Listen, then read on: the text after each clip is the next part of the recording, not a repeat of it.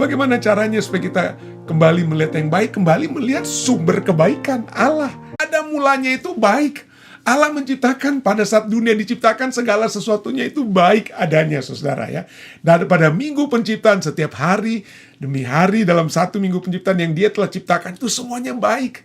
Tapi apa yang terjadi kemudian? Kita lihat bagaimana kuasa kegelapan setan yang telah menarik hal yang baik tersebut menjadi hal yang tidak baik. Kenapa? Daripada apa? Dari pandangan manusia. Kita tahu, kita sudah sering pelajari dari pelajaran sahabat kita dalam Kejadian 3:6. Ketika Hawa perempuan itu melihat bahwa buah pohon itu baik untuk dimakan dan sedap kelihatannya, lalu ia mengambil dari buahnya dan apa? Dia makan. Dan padahal dari sinilah kita melihat telah rusak apa yang Allah lihat baik pada mulanya. Apa Allah tentukan baik pada mulanya. Tapi ketika manusia melihat di luar Allah, melihat di luar firman Allah dari apa yang Allah telah nyatakan, maka kita lihat akibat-akibat dosa itu datang ke dalam dunia ini. Itulah sebabnya Allah ingin kembali. Ya, Filipi tadi katakan ingin kembali mengerjakan yang baik tersebut. Ya, bagaimana caranya? Bagaimana caranya supaya kita kembali melihat yang baik, kembali melihat sumber kebaikan Allah. Ya, itulah sebabnya dalam Ibrani 12 ayat 1-2 kita lihat ya. Marilah kita melakukannya dengan mata yang tertuju kepada Yesus, yang memimpin kita dalam iman dan yang membawa iman kita itu kepada kesempurnaan. Kita harus apa? Memandang kepada Yesus. Kalau kita melihat manusia, kita bisa kecewa. Kita melihat keadaan dunia, kita akan jadi lemah, saudara. Ya, dengan melihat keadaan-keadaan yang ada di mana saja, di Amerika, di Indonesia, seringkali kita lemah. Melihat, aduh kenapa pemimpin-pemimpin ini, para pemimpin rohani atau pemimpin bangsa, negara, kok tidak seperti yang diinginkan terjadi. Itulah sebabnya mata kita harus tertuju kepada apa? Kepada Yesus. Kalau mata kita tertuju kepada hal-hal dunia ini, maka yang terjadi adalah hal yang tidak baik. Dan ini dapat kita lihat ya, contohnya dari satu kisah dalam Alkitab ya, bagaimana suatu saat murid-murid itu sudah bergumul, murid-murid Yesus sudah perintahkan mereka untuk pergi ke seberang. Ya, Matius 14, Anda bisa baca kisahnya ya. Matius 14, Yesus suruh mereka untuk pergi, dan ketika mereka mulai pergi mengikuti perintah Yesus, perintah Yesus, apa yang terjadi? Mengikuti perintah Yesus bukan berarti kita selesai dari masalah ya. Menjadi murid Yesus bukan berarti kita tidak ada masalah. Tapi di sini kita lihat pada saat itu mereka tiba-tiba berada dalam satu gelombang badai yang begitu hebat. Matius 14 ayatnya, kita bisa mulai dari ayat 24 ya. Mereka dihantam oleh badai. Lalu tiba-tiba mereka melihat, kalau Anda terus baca Matius 14 ayat 25-26, tiba-tiba mereka melihat Yesus berjalan di atas air. Tapi saat itu mereka belum melihat itu sebagai Yesus. Mereka melihat kok ada orang yang berjalan di atas air. Mereka mulai ketakutan. Mereka bilang, waduh, ada hantu ini. Ada hantu. Tapi Yesus katakan, ini aku. Kemudian Yesus katakan, ini aku, jangan takut. Kalau kita mungkin sering mendengar kisahnya. Lalu kemudian Petrus ya, dalam Matius 14 ayat 28, lalu Petrus berseru dan menjawab dia, Tuhan, apabila betul itu engkau bukan hantu, suruhlah aku datang kepadamu berjalan di atas air. Lalu ayat 29 Yesus katakan, oke, datanglah. Maka Petrus turun dari perahu dan berjalan di atas air mendapatkan Yesus ya. Dia pergi, dia ikut ya, ada imannya untuk berjalan ya. Ini Yesus berbicara kepada murid-murid yang apa? Yang adalah murid-muridnya, orang-orang percaya. Dan Yesus tuh bisa melihat, dan kita bisa melihat Petrus memiliki iman, dia berani ya. Dia belum pernah berjalan di atas air sebelumnya, tapi sekarang dia berjalan di atas air. Jadi ini adalah kisah terhadap umat Tuhan, atau kisah yang dapat kita aplikasikan kepada kita semua yang percaya kepada Tuhan. Tapi apa yang terjadi kita seringkali sebagai orang percaya ya? Apa yang terjadi kemudian? Kita tahu Matius kemudian katakan dalam Matius 14 ayat 30, tapi ketika dirasanya tiupan angin, kalau bahasa Inggrisnya dan bahasa aslinya lebih tepat mungkin ya.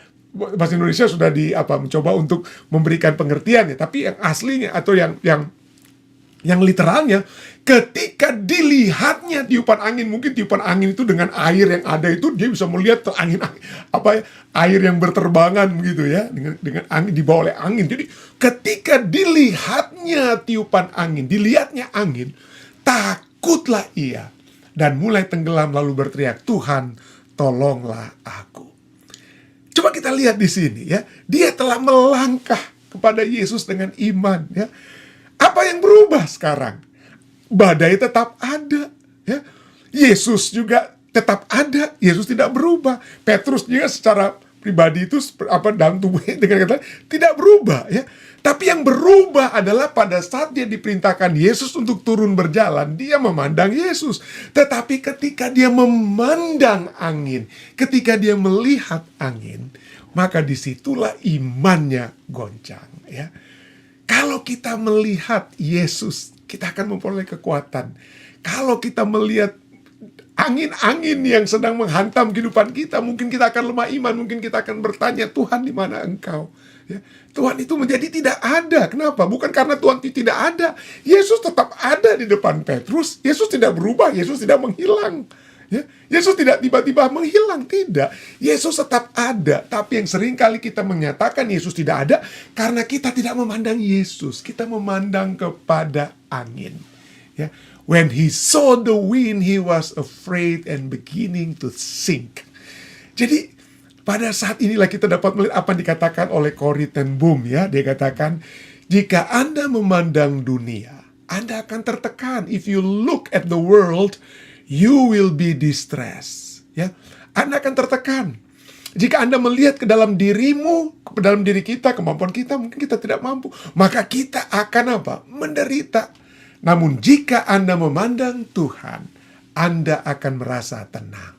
Kita akan merasa tenang kalau kita memandang Yesus. Itulah sebabnya, tapi puji Tuhan kepada Petrus. Pada saat dia melihat angin tersebut, ya, dia tahu kemana dia akan meminta tolong. Itulah sebabnya penting. Kalau kita sudah dimulaikan pekerjaan baik oleh Allah dalam diri kita, maka kita tahu kemana kita akan berteriak minta tolong pada saat kita fokus kita teralih dari Tuhan. Ya, di sinilah Petrus dia pada saat dia mulai tenggelam, maka dia berteriak, Tuhan tolonglah aku, Tuhan tolonglah aku. Dia tahu kemana dia akan minta tolong. Itu demikian juga kita ya. Kalau kadang-kadang fokus kita tidak kepada Yesus, kepada dunia, dan kita menjadi kecil hati, kecewa, ya, dan lain sebagainya. Kembali kita harus bertanya, bilang kepada Tuhan secara jujur, Tuhan, saat ini kok saya lemah iman, kok saya tidak percaya kepada Engkau. Kenapa Tuhan tapi kita minimal kita kembali untuk bertanya kepada siapa ya? Kepada Tuhan. Itulah yang terjadi kepada Petrus. Ayat 31 kemudian katakan, segera Yesus mengulurkan tangannya, karena dia minta tolong ya. Memegang dia dan berkata, hai orang yang kurang percaya. Umat-umat Tuhan yang sudah menerima Yesus. Murid-murid Tuhan seperti Petrus, saudara dan saya. Kita dapat menjadi orang yang kurang percaya. Bukan berarti tidak ada percaya, ada percaya. Kita mungkin kecil, tapi harus bertumbuh. Tapi seringkali kita berada dalam satu situasi kurang percaya karena fokus kita kepada angin, bukan kepada Yesus. Hai orang yang kurang percaya, mengapa engkau bimbang? Mengapa engkau bimbang? Itulah sebabnya kita harus datang ya, mengulurkan tangan kita, tahu kepada siapa kita akan meminta pertolongan. Dan setelah itu ayat 32 dan 33 kemudian katakan, lalu mereka naik, Yesus dan Petrus naik ke perahu dan angin pun redalah. Dan orang-orang yang ada di perahu menyembah dia, katanya, sesungguhnya engkau anak Allah.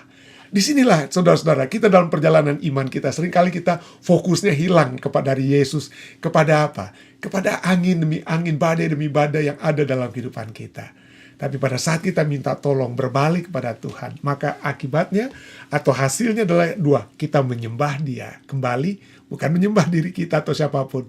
Dan kita mengakui kekuasaannya. Menyembah dia dan mengakui siapa Allah kita tersebut. Itulah sebabnya 2 Korintus 3:18 tadi katakan, kalau kita semua yang mencerminkan kemuliaan Tuhan dengan muka yang tidak terselubung, dan karena kemuliaan itu datangnya dari Tuhan yang adalah Roh, maka kalau kita kita mencerminkan kemuliaan Tuhan, maka kita akan diubah. Kita saudara dan saya akan diubah menjadi serupa dengan gambarnya dalam kemuliaan yang semakin besar. Petrus telah mengalami fokus yang beralih dari Yesus kepada angin. Dan seringkali kita juga melakukan hal yang sama. Tapi kalau kita terus-menerus ya, dengan kekuatan surga ya, terus-menerus memalingkan wajah kita kepada Yesus, maka kita akan memperoleh kekuatan yang pasti. Itulah sebabnya pemazmur dalam Mazmur 34 ayat 9 katakan apa? Kecaplah dan lihatlah betapa baiknya Tuhan itu. Berbahagialah orang yang berlindung padanya. Saudara-saudari yang saya kasih, kiranya kita melihat terus Yesus Kristus dan mengecap betapa berbaiknya Dia. Ya, betapa baiknya Dia menolong kita, memberikan kekuatan damai yang sejati, kekuatan yang sejati, dan kita akan menjadi umat-umat Tuhan yang berbahagianya. Kiranya ini dapat menjadi bagian kita semuanya. Saya baik dalam nama Yesus. Amin. Baik, saudara sekalian, mari kita tutup acara ibadah kita dengan doa. Sekali lagi, jika ada permohonan-permohonan doa yang Anda ingin untuk dibawakan, tolong tuliskan di bagian komentar ya, di YouTube, di bagian komentar ataupun di Facebook. Tim Doa Fisdak akan mendoakan, dan mungkin kalau saya bisa melihat dan mendoakan juga secara pribadi atau di acara ini, tentunya kami akan lakukan hal tersebut. Tapi tolong berikanlah komentar Anda untuk hal yang dapat kita doakan bersama. Dan jika acara ini telah dapat menjadi berkat bagi Anda, tolong jangan lupa bagikan. Bagikan juga kepada orang-orang lain. Share di Facebook Anda, YouTube, dan supaya orang-orang lain juga dapat memperoleh berkat seperti kita yang diberkati pada saat ini.